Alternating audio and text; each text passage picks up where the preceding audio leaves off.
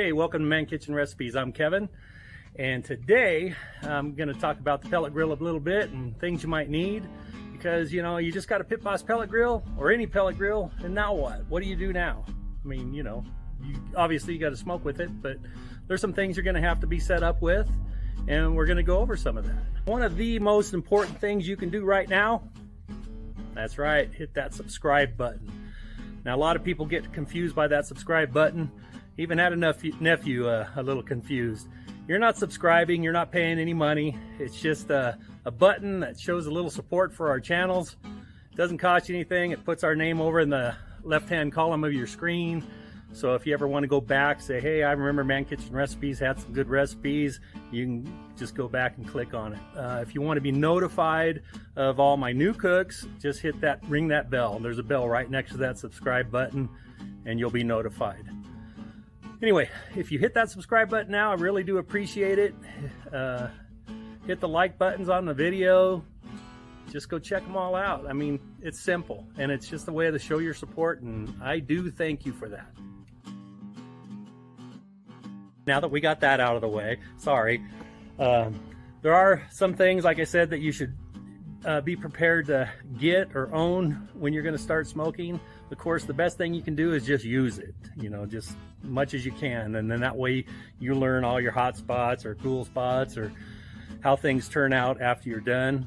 They're not every single thing is going to come out great, but most of them will. You might screw up once or twice, but no big deal. Let me just show you right here. I've got my table here. I brought some stuff out that is pretty much the basics, and we'll go over each one of those just to give you an idea of things that you might want to get and things you'll need. But before we get going on the stuff that you need, it's really important that you, when you start your smoker, I'll start mine here in a minute because I'm going to be making another cake on mine, believe it or not. The wife really loved the other one, so she requested another one. So if you haven't seen it, it's the birthday cake one, so go check that out. It does come out really good. But anyway, start your pellet smoker up, open the lid, put it on smoke setting, hit the power button, and let it smoke. It's going to roll smoke really heavy at the beginning, and as soon as you can hear the pellets kind of light, close your lid and then set your temperature. Now once you get your temperature, if you're doing 225, 250, whatever, let it go for a good 10 to 15 minutes to let it settle out. You can check your temperature on the front of it there, and just to let it all even out. Okay, so one thing I did want to talk about when you're evening out your temperature, if you just can't get it, if it's running at 245 or 240 and you want it to be at 250, if your smoker or pellet grill has any kind of an adjustable stack on the side, believe it or not, this can help you adjust your temperatures by 5 to 10 degrees. If it's running cool, start turning it down a little bit, let it level out. It may take 5 or 10 minutes for it to level out to get where you want. If it's running too hot, just open it up more and you'll get more of a gap down there at the bottom. But this little adjustable lid there on the smokestack really does help you tune in. Another real important thing to do is after every 3 or 4 cooks, 5 cooks maybe, make sure you clean out your ash pot. I got one of the bucket heads from Home Depot, and it's dedicated for my pellet smoker to clean out that ash pot. Makes it real convenient. I don't dirty up anything that we use around the house all the time. But make sure that fire pot is clear of ash. You want to vacuum all the ash out. Like I said, every 3, 4 cooks, 5. If you're doing long cooks, you may want to do it after the first couple. Very important. If you let that ash pot fill up, you're going to have a mess. Those pellets, they don't know. They just keep feeding. Your temperature gauge inside here tells it to feed. Get your temperature up. And they may just keep feeding into there, overflow, catch on fire, and you have a mess on your hands. So trust me, I have done it. Guilty. So just my advice from my experience, just keep that fire pot clean, and you should have a real good success. As far as your hopper goes, make sure that you've always got plenty of pellets in your hopper. If that little well down in there where they're dropping gets too far down, and you let it go and there's no pellets for it to feed, your flame's gonna go out. You're gonna add pellets, you're gonna try to get it all going, and then another mess, because it just feeds and feeds and feeds. So make sure you have enough pellets, don't run out, and everything should be good. If you watched any of my other videos, you've heard me say that. I want to talk a little bit about the recipes on my website. They're all really basic. It's ManKitchenRecipes. We don't like to do things real confusing or real elaborate. And then as you watch other videos on how to smoke things, how to cook things, a lot of times I'll go to different videos just to see what temperatures guys are using. And your pellet grill will may be the same, it may be different. I learned I'd follow some, I'd set mine at 250, follow it exact at 321 on ribs or whatever, and mine end up being overcooked. So, you know, it happens. It's just gives you a good idea on some of the videos that we have. A lot of times instead of 250, I'll set mine at 225, but that's just the way mine works. The little tailgater over here, I'll need to put it at 250 because that's the way that one works, and yours will work different. So when you're looking at videos, watch 3, 4, 5, see what different temperatures guys use, and then kind of go off of that. And when you start smoking your own stuff, keep an eye on the temp, internal temp, check it often. You don't want to keep the lid open too much, but just keep an eye on it, and just use that as a base. Don't forget the sides, especially sides. You got to have sides. I mean, you know, you can have just ribs if you want. You can have just steaks, but you can do everything on these. I always say if it goes in the oven, it goes in the pit boss. So if you guys are, you know, smoking anything, beans, all kinds of beans, throw them on there. They can stay on there for, you know, hour and a half, 2 hours, 3 hours.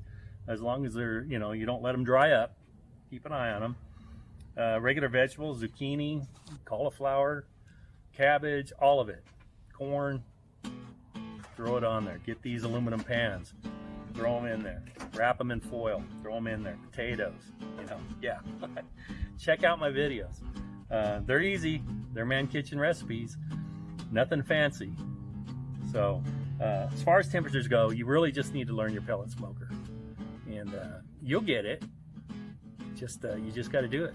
Okay, now we're going to go on to some of the things you're going to need. One of the things you're going to need is internal temperature probes, thermal pins. I use a couple of different ones. This one's made by Weber, and this one here is a Expert grill from Walmart. Comes out just like that. You'll see guys using these, and you'll see some people using these. These are great. They're instant read. So when you stick it in there, you'll get the read within seconds. And these are very important when you need to check the internal temp of your meat. Usually, you know, just check them every now and then. If you're doing long cooks, you want to get, or I think you should get, some sort of probe that you can stick in there and leave in there and be able to read from your phone. You got to get a Bluetooth. If you got Wi-Fi, great. I'm not real big on the Wi-Fi. I'm always home. You've probably seen in my other videos, but if it's Bluetooth, you can see it on your phone. You can keep an eye on it. You set the temperature. Alarms will go off when it's at temp, and you can go out and deal with your meat. So I picked up this Tenergy. It has 6 ports, and there are these little, they come in a case. There's 6 of these. It's in a case. I got this actually at Home Depot. It was on sale one day for under 60 bucks. But you're gonna, for a good one, this is normally, I don't know, 70 bucks. So you'll pay anywhere 50 to 100 bucks for the Bluetooth with multiple ports. I started off with just one port. The one port, you find out real quick you need more than one internal temperature gauge. So if you're gonna get one, just go ahead and get one with all the ports so that you have the ports. They're there if you need them. You know, if you're doing chicken and ribs or 3 steaks or whatever, my steak video, I got one in each steak because I want to bring the internal temp to a certain temperature, and then I'm going to sear them.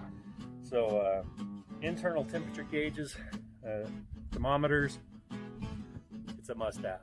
If you're going to do it a lot of smoking, or even not a lot. These little thermopins, if you don't have the Bluetooth ones, they're only like 10 bucks a piece, so they're cheap. course, your pellet smoker does come with thermometers that you plug in, and you can stick them in there. The only problem with the Pit Boss one, they're not Bluetooth. Some of the other smokers are Wi-Fi, so you can look at your phone with them, but most of them don't have Wi-Fi, and you'd have to keep coming out and looking at the temperature on there. You know, instead of keep getting up, just look at your phone, get a Bluetooth connected, and you're good to go. So that's one awesome tool that you're going to need, and it's just one of those things, got to have it. Okay, and since we're talking about temperature and thermometers and everything, you also need to get you some gloves. They make all kinds of heat resistant gloves at the store. Some of them are bulky, kind of, I don't know, I think they're too bulky to use. So you'll see a lot of guys wearing these black gloves and picking up the hot stuff. Well, they're not just wearing these hot gloves, they're also wearing this cotton glove underneath the black glove. And believe it or not, that's all you really need if you're going to move meat around. Pork butt, pick up your pork butt. You can shred your pork butt with just these and the black glove on top of it. You can get these, obviously, probably Amazon or anywhere. You probably know Malcolm Reed here on YouTube. He's awesome. I just went to his website and ordered these from his website. Easiest way to get them. Anyway, gloves, got to have gloves too. Otherwise, you'll probably burn your hands. Okay, now I want to go over some of the items that you're going to want. I know this is hard to see. I've got them all down here. I'll hold them up. I'm tall. I don't always get everything in the shot. Couple of things. If you're married, you don't want to ruin your wife's cooking utensils or cookie sheets, cooling racks. So if you use any of these types of cooling racks when you're cooking, beware. They are a pain in the butt to get clean again. The wife may be mad at you. It takes very time consuming to get these. So what I've done is I've gone out and bought my own. I use my own. The smoke that gets on them, I don't really care, as long as, you know, any chunks and everything, food particles are all cleaned off of these. It's all good. As far as the smoke stains, no worry. These are mine. These are for the smoker. These, forewarned. Same with cookie sheets. I use these cookie sheets. I believe I did the spatchcock turkey on them. And when you put these on the grate, you can see the grate marks on there. That's from the smoke. That doesn't come off. I've tried everything. I mean, if you guys know, you can comment below, but it's really stained. Does not come clean. So these, I've got two of these now.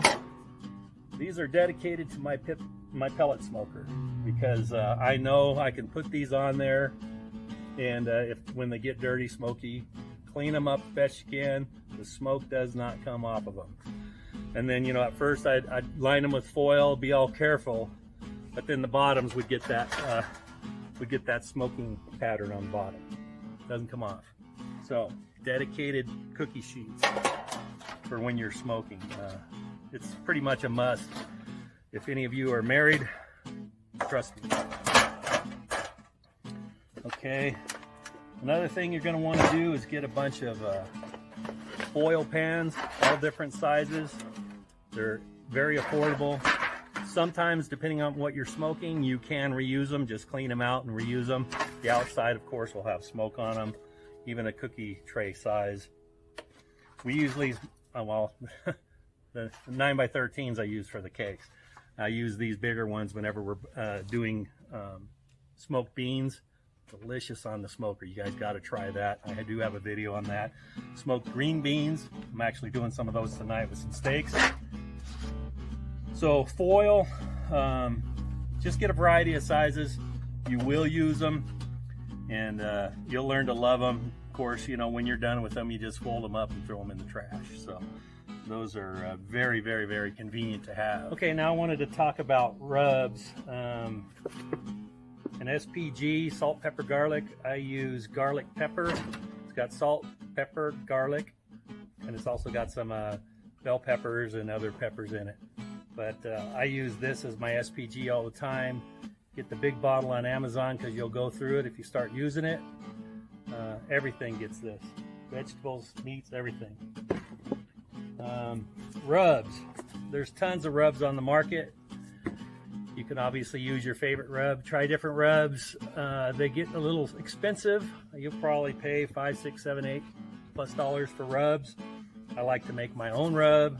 I use one of the old bottles from Sam's Club that had something in it. I don't even remember now. But I make my rub, put all the ingredients with how much, and then I tape it onto my bottle so next time I make my rub, I know what to put in it. I don't forget. Sometimes I'll forget dry mustard or something like that. The best thing about making your own rub is you can always adjust it. You have your base rub. This one is great on pork and chicken. You can always add more brown sugar, cayenne pepper if you want to make it spicier, just anything. You can adjust it to your liking. If you're cooking something different, you can just add whatever flavor you need to your own rub. Of course, there's nothing wrong with using store-bought or specialty rubs. You see guys using different rubs all the time. It's good to try them out, find out which ones you like, and use that. But ManKitchenRecipes, I like stuff simple. I don't like to spend a lot of money on stuff like that. So, you know, if you want to keep paying $5, $6, $7, $8 a bottle, you know, go for it. I mean, you will find a favorite one that you'll always want to buy, so that's great. But if you can make some, if you run out of your other one, you know that you can make some that is just as good or that you like a lot. Of course, ketchup, mustard, all the basics. Now, I've watched smokehouse burgers. Smoked hamburgers on the pellet grill are incredible. They're so good. They take 45 minutes to an hour to smoke, and they stay juicy. They stay kind of pink inside, but they are done. I watched a bunch of smokehouse videos, and these guys have, you know, these smokehouse sauces that they put on them that they home make, and you know, gosh, there's 57 ingredients in them. So I was thinking about that, and I thought, you know what, my wife likes Heinz 57 sauce. 57 ingredients, right? Believe it or not, on your smoked hamburgers, if you put this on there, it's on my smoked hamburgers video, it does add that zest. It's very, very, very good. You will taste it. And, you know, like I said, it's ManKitchenRecipes. I like things simple. This is already out there, and I use it on smoked hamburgers. And you just got to try it. Give it a try. You'll like it. Okay. Another item is barbecue sauces. I just use Sweet Baby Ray's original sauce. You can use, I mean, there are so many sauces. Use your favorite, obviously. I like using Sweet Baby Ray's, just the original barbecue sauce, because I like to change it up myself. I love just the original plain as it is, but sometimes you may want orange. You can add orange juice to it. You can add soda to it. You can add Cajun spices in it. You can add just hot spices. You know, anything. You can adjust this barbecue sauce to your liking. Again, you know, hey, it's simple. I don't like to go spend tons of money and have my refrigerator full of a bunch of rubs and barbecue sauce that I'll use every now and then. I always use Sweet Baby Ray's. I don't get paid for that.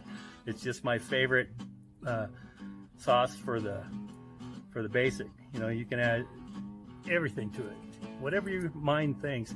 I even add water to it sometimes just to thin it down when you don't want that big, thick, heavy barbecue. So anyway, that's it with barbecue sauce. Sweet Baby Ray's, one of my favorite. Not sure whatever you use your favorite, but find one that you like that you can add stuff to adjust it. Okay, so I think I'm going to end it right here. I'm thinking I covered most of the basics, temperatures, items you're going to need, cleaning your fire pots. Make sure you get those, keep those clean. Thermometers, internal temp, get a Bluetooth. You'll really appreciate that. Foil pans, gloves. Yeah, I think that's it. You probably, if you have a propane grill like I do, I haven't used it, you'll find yourself using your pellet smoker more and more. You don't have to do long cooks. Short cooks work great. I mean, you know, if I'm doing steaks tonight, I'm actually going to smoke them, so they will take a little longer. I'm going to smoke them and then reverse sear them. Pit Boss has that awesome searing feature. You'll learn to love that. Just everything. My poor gas grill over here, the only thing I use it for is the side burner, and rarely even that, especially now that I got a Blackstone. So, okay. If you got any other questions, just ask in the comments. I'll try to answer them all as honestly as I can. But if you have a pellet smoker, get at it, go use it, enjoy it, and don't forget to hit that subscribe button. Thank you very, very, very much for watching this video. I hope it's helped you, and I hope you enjoy your smoker as much as I enjoy mine. Have a great day. I'll see you at the next video.